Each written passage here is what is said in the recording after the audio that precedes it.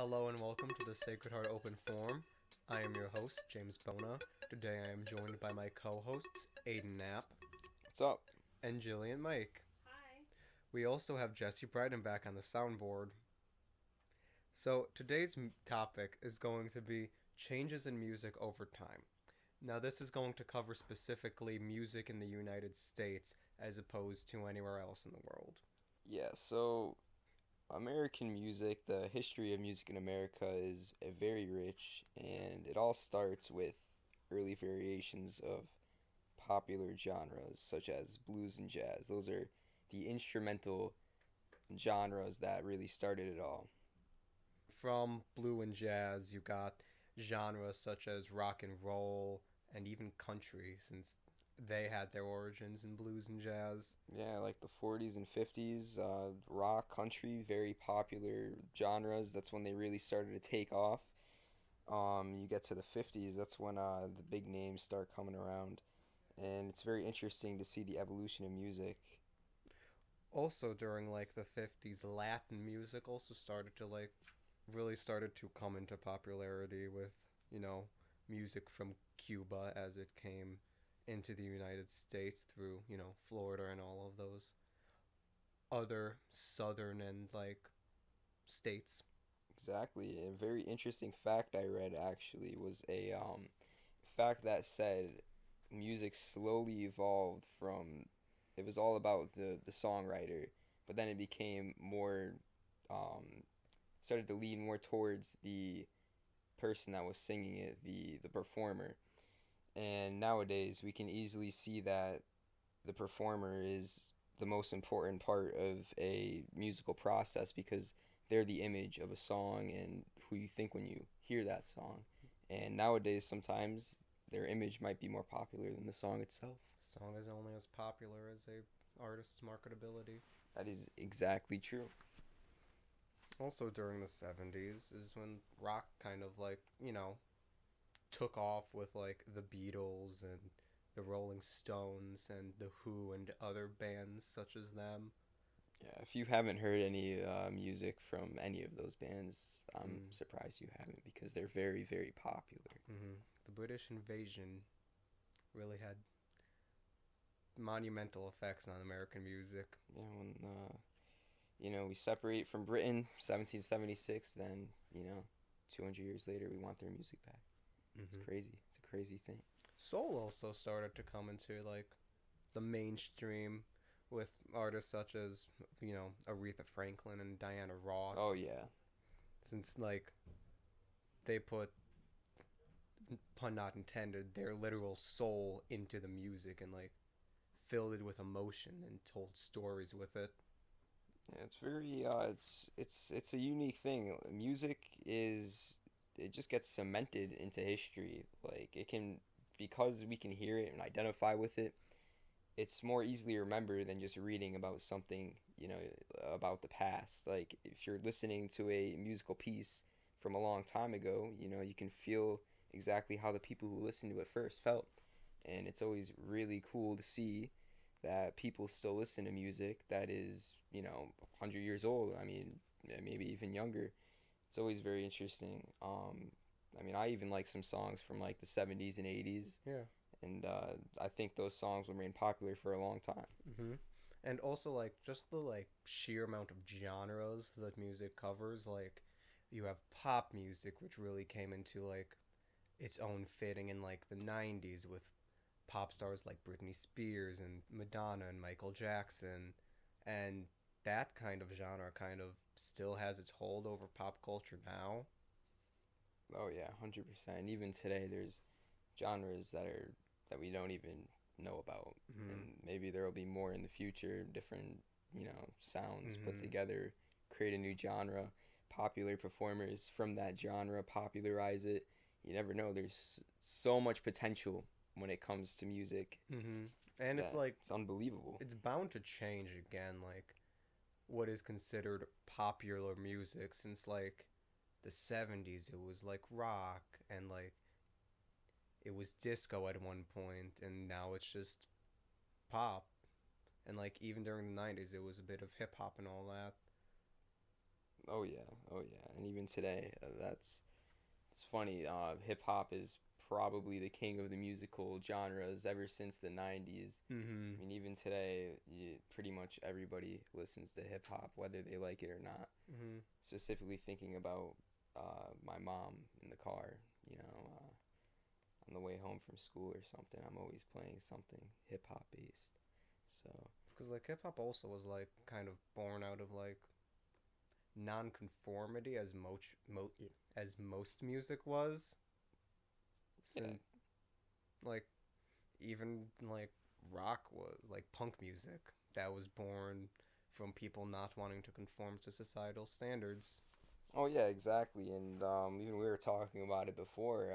It was a way to protest decisions of governments. Uh, think about the Vietnam War, how musical pieces were created to protest that. Mm-hmm. It's really just so many. It's just a great thing overall. There's so many different ways that music can be used, and specifically in the United States, we've seen that over time. Just the sheer power of music in general. Mm-hmm. And also like the creation process is always an interesting thing to look at in any form of media, whether it be movies or TV shows, but like specifically with music, since there's so much that goes into it, like I know now what usually happens is that they start with lyrics and then they make the rest of the music around that. But back in like the 70s, they started with the music and then added the lyrics later after they had like, like a melody and a beat. And so it's fun Oh to see how yeah, that has that changed. definitely evolves. Nowadays, you can produce a very popular song on the daily commute. Like there's very popular beat makers for different hip hop artists. They can produce a very catchy song with 10 minutes to spare in a subway. It's Mm-hmm. incredible to see that. And then, they give that beat to a performer and he takes it and popularizes it. And it's just amazing. You went from people having to use instruments and huge processes to put out a popular song to nowadays where you can make a hit in 20 minutes of your own time. Mm-hmm. It's incredible. It's also gotten down to like a formula where like every single artist follows, where it's like verse, chorus, bridge, chorus, end of song. Exactly. It's like there's a lot of songs that very similar to each other nowadays. It's pretty hard to branch out. I mean, because people want what they want. Mm-hmm. The popular genres. I mean, if you're not doing something popular, it's not a lot of people are going to consume your music. So it's important to follow those formulas, and those certainly change over time too. Um, If it sells, it sells. yeah, exactly. Very true. That's why we have mumble rap. I mean, you can't really understand what's being said, but you like the song. I mean, everyone's doing it. That's why it's popular. Mm-hmm. They see one person doing it, they get successful, and they're like, I can do that too. And that's like where we got all the SoundCloud rappers from, and you know, all of Exactly. them and their redundant, almost brainless lyrics sometimes. I mean, I'll admit there's plenty of catchy mumble rap songs. I can Mm-hmm. probably name dozens of them. So I mean, there's nothing wrong with them per se. It's just what's popular right now, and eventually something else will be popular too. So and we'll have problems with that too. Some people, and that's just how it is. I mean, if that's what's popular right now, again, that's what's popular, and maybe in the future something else just like it, or Uh, maybe even a little different. Another thing that's popular is like almost like robotic electronic sounding vocals like on songs. Oh yeah, never even possible back in the day. Now that's largely on every song that we hear. Mm-hmm. Like Beats that you wouldn't even imagine back in the day making their way to songs. yeah, like EDM techno music, like all that. And especially with like auto tune and lip syncing becoming so big, it's almost as if you don't really need to be able to sing or even sing that well to, you know, become famous. Yeah, that's the thing. It's like music is becoming very inclusive. Back in the day you had to have a really good voice, but now Mm-hmm. you just throw a layer of auto tune on top of it and you got yourself a hit song as long Mm-hmm. as it's catchy and people will consume the song. Well, there you go. Mm-hmm. Cause like I personally think that that's kind of a detriment with like music being so open to literally anyone that like the people who aren't talented, they like they're able to kind of come into Yeah. the space, but they don't really have a lot of staying power, and that's where we get like one hit wonders and other artists like that who make one song and then it's just like a one and done deal. Well, that's a very good topic for discussion. I mean, should some artists even have the popularity? I mean, they can make a catchy song, but should they have a good singing voice? Does that really matter anymore?